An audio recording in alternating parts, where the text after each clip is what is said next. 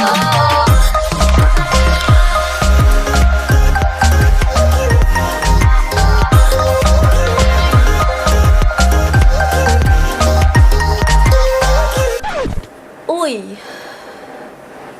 Patapos pa lang ako. Ganda. This is an Ariana Grande inspired makeup. Really? Yeah. Is there a new video or something? Yeah. Nasa bago niyang video. Hi guys, this is Ayin and welcome back to my channel. So for today's video, I have this makeup look for you guys which is inspired by Ariana Grande in her recent music video which is Break Up With Your Girlfriend, I'm Bored. It's from her newest album, Thank You Next. And sobrang gusto ko yung bago niyang album. Lagi ko pinakikinggan on YouTube. If you don't know yet, lahat ng songs niya available sa kanyang YouTube channel. So go check the songs out. They're so good. Super catchy. Super ganda pakinggan. And ayun, naisip ko lang, gusto kong gumawa ng makeup look inspired by her. Ito yung naisip kong gawin. Very bronzy, very glowy. And napansin ko rin na sa mga recent public appearances niya, ganito yung makeup look na sinusuot niya. If you're new here, just a quick disclaimer. Whenever I do celebrity-inspired makeup, doesn't mean that I look like that celebrity. But then, celebrity-inspired makeup for me is just applying the same techniques, same colors on my face, things like that. So, before we proceed to the tutorial, if you haven't already, I would appreciate if you guys will hit the subscribe button and the bell notification so you'll get notified whenever I post new videos and so you'll be part of our clique here. And if you guys want to know how I did this very bronzy Ariana Grande makeup look, then just keep watching.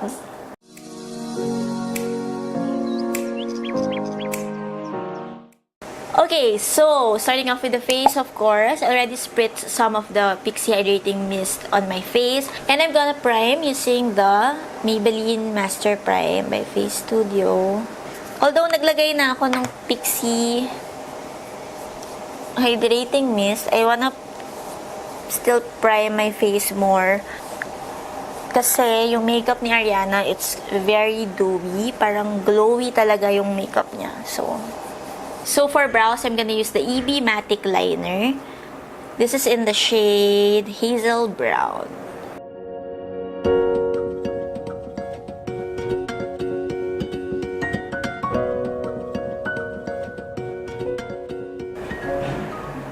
Based on the photos that I saw, yung brows ni Ariana, it's not too long. Kumbaga, hindi siya masyadong extended dito. So, yun yung gagayahin ko.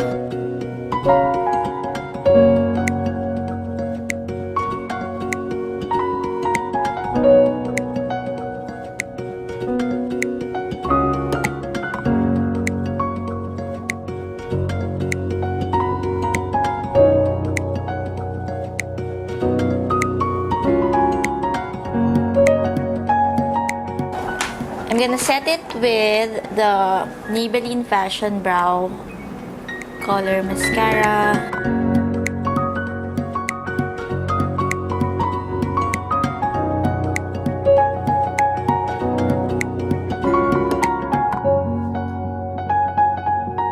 Okay, so moving on to the face. For my face makeup, I'm going to use the combination of the Kojendo Aqua Foundation and itong Marc Jacobs Do You Do Drops. Kasi this one, it's a bit light. So, gusto ko mas bronzy yung look. So, I'm just gonna put this also, yung Marc Jacobs na Do Drops. So, ito muna yung lalagay ko. You can mix this with your foundation. Onti lang yung nilagay ko sa kamay ko. Ganyan lang. Or you can do what I always do, which is nilalagay ko siya before the foundation kasi mas gusto ko na even yung application niya. Pag kasi nilagay mo siya, minix mo siya with the foundation, baka hindi ganun ka mixed yung mangyari. So, baka may areas na mas glowy, diba? So, now I'm moving on to my foundation, which is again the Kojendo Aqua Foundation. I'm in the shade 113. I got this from Beauty Bar in case you're wondering.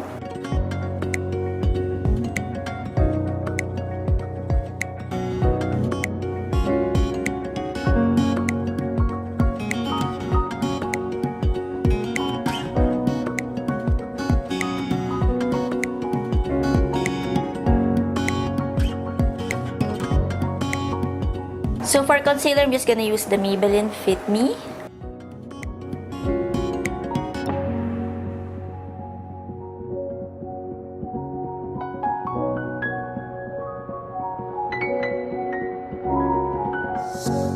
Now, to set the whole face, I'm going to use the Maybelline Fit Me powder. Well, actually, hindi pala whole face. Just the area under my eyes, nose, chin, and forehead. The other parts of my face, I'm gonna leave it as is without setting it. Yeah.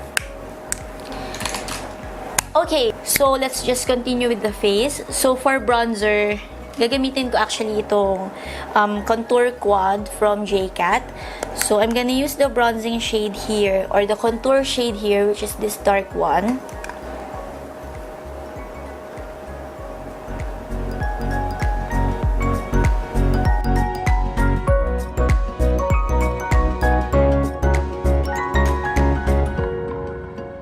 It's a bit warm for me, so I'm just gonna take the Hollywood contour one kasi medyo nawawarman ako doon sa JCat na contour. I want it to be a bit dark. Well, hindi naman dark. Parang mas grayish siya. So, like that.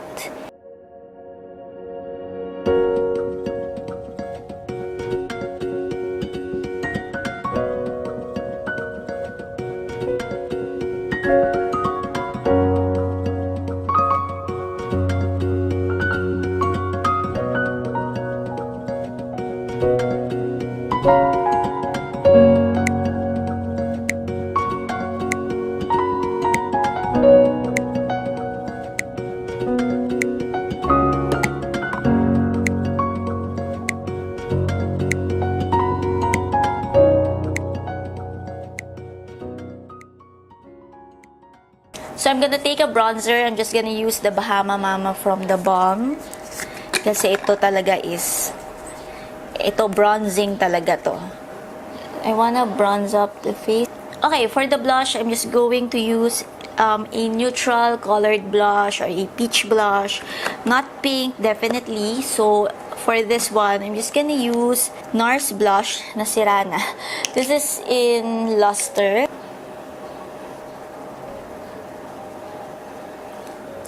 Pag sa makeup ni Ariana, hindi mo rin talaga masyadong mapapansin yung yung blush niya, kasi more on bronzer siya and highlight, diba?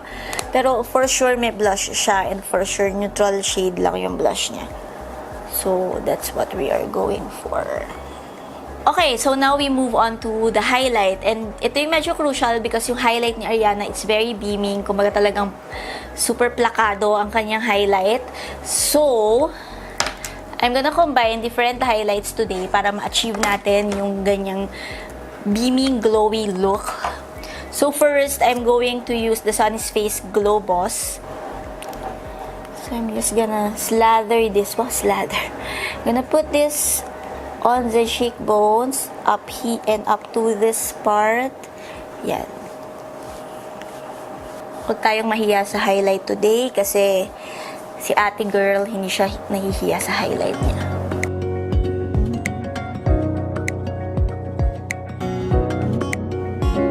And then, I'm gonna put a bit of the Master Chrome from Maybelline because we have to achieve the glow.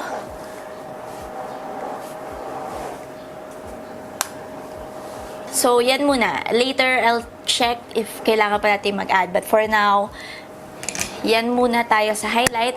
So, we will move on first to the eyes. Yung eyes niya, it's very simple actually. Parang more on neutral shades lang din siya doon sa music video niya na yon. But it has, of course, the dramatic wing line, which is her signature. And meron dong isang scene na meron siyang mga sparkly thingy on the eyes. So, yun yung gagawin nating look. Anyway, for today, I'm gonna use the Anastasia Beverly Hills Sultry Palette because this has a combination of a lot of neutral shades and marami rin siyang mga shimmery shades na super ganda. Okay, so what we're gonna do first is I'm taking twig and I'm gonna buff that all over the eyelids, as in all over talaga, like that.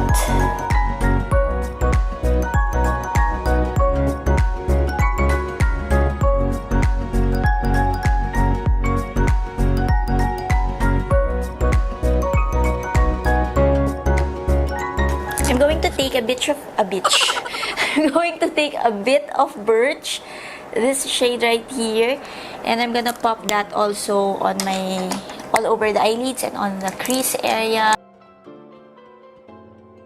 Okay, so now what I'm going to do is I'm taking a bit of this shade right here and I'm gonna put that on the outer, on the inner half lang of the eyelids. Just so we can start adding more shimmer to the eyes.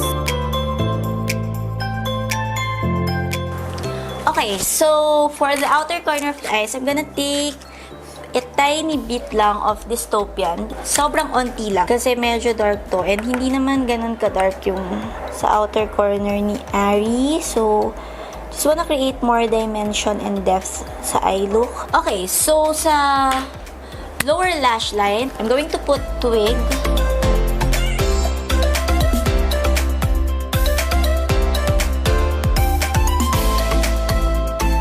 So, to finish off the eyes, actually hindi pa yan tapos. Pero, naglalagay muna ako ng wing line kasi feeling ko, pag nilagay ko tong glitter eyeshadow from Stila, mahirapan ako maglagay ng wing line. So, uunahin ko muna si winged eyeliner. And, alam naman natin na si ate girl, super dramatic ng kanyang wing. So, that's what we are going to do. Wish me luck.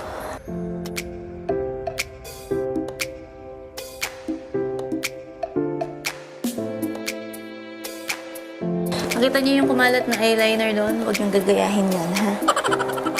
Very wrong.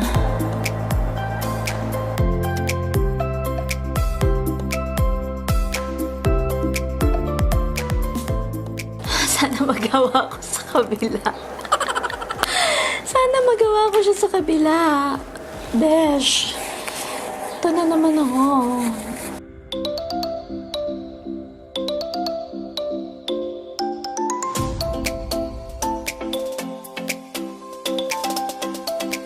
So, syempre, hindi siya pantay.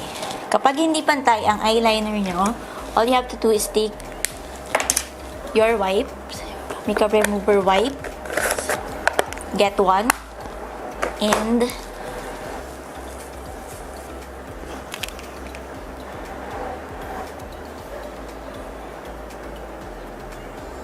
erase.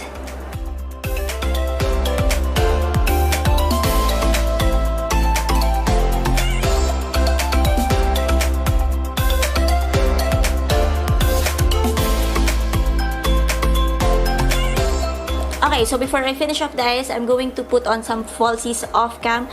And yeah, we're gonna finish off the rest of this Ariana Grande face.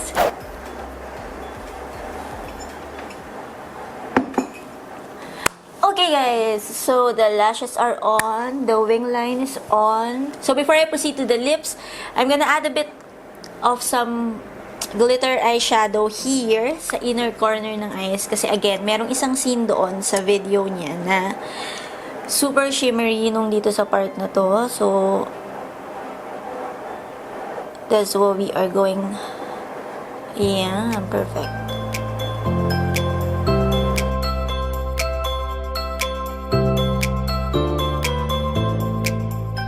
We can still intensify the highlight.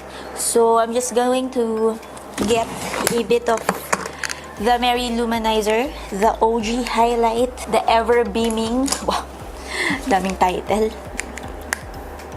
And let's add more glow, more fun. What? So we are now moving on to the lips. For the lips, mayroon akong two choices. Kasi medyo nude yung lips niya, pero it's not really nude na yung washed out kind of nude. So I have here two MAC lip liners. I have one in Spice and isa Stone. Pero feeling ko mas bagay itong si Stone. I don't know ha, parang mas kahawig siya nung suot ni Ari doon sa video and kahit sa album cover niya, diba? So, let's just go with Stone.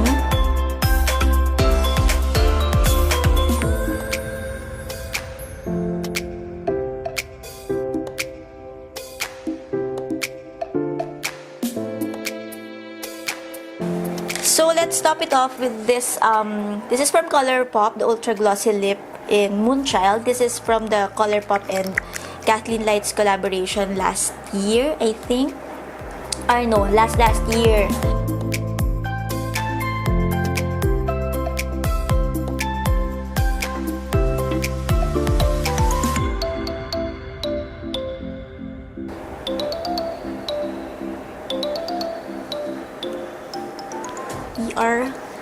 Done.